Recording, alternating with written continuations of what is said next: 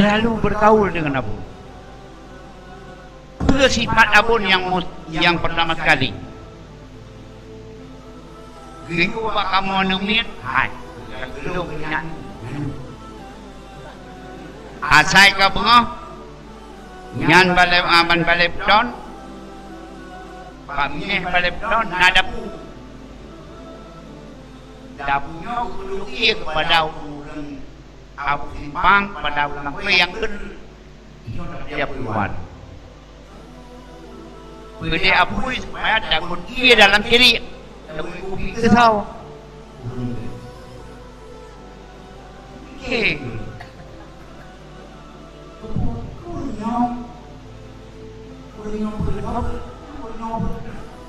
Beri kamu. Beri apa? Ada beri apa kan pada perlu. Nyokah, sibuk muda, bapaknya. Tapi dia kan apa? Dia tak perlu, bapak dia rumah. Perlu. Buat puy, dia peduli NATO. Bukan puy sana kau pengalaman. Nyok lagi nyok, dah kadang nyan. Rupanya Doknan Abun selaku figur sentral di mesra watenya. Tapi secara memberi pelayanan kepada murid berdekat dengan Rasul Khadam sahabat Pak Rumah Abu Ma'bad pada dronian merantau dengan sahabat neprah Yesus kami nebi kepada sahabat gekal sahabat bahkan maka Rasul nebi dalam kata-kata Sayyidukum Abdul lakum penghulu kamu, pelayan kamu, nona babun. Nona hidup kelu. Pelayan abun hidup kelu. Saya hukum ambil. Dilayani dia. Kurung-kurung.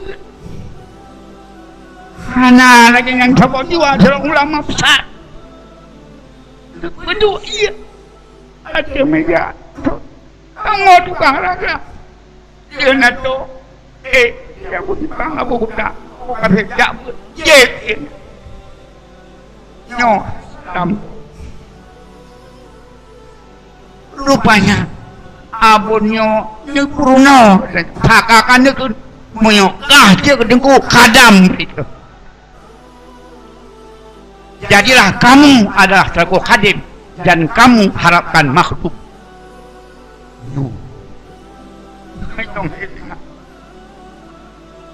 Kadang burungnya leh begitu kali berkanak dan loh termasuk orang Yabui maka dengan ke sifat abun melayani bernyanyi bijak ke contoh menyokah menjadi pemimpin jangan jadi bos kita ini. Beda pemimpin dengan bos. Bos orang yang dikhadamkan. Tapi pemimpin orang yang penghadam. Dapat ini.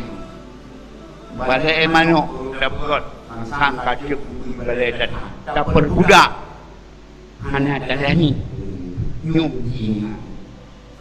Maka ilun kuantung ini. Mulai umur 25 lun sumber terus mancang ni berdekat apun balun.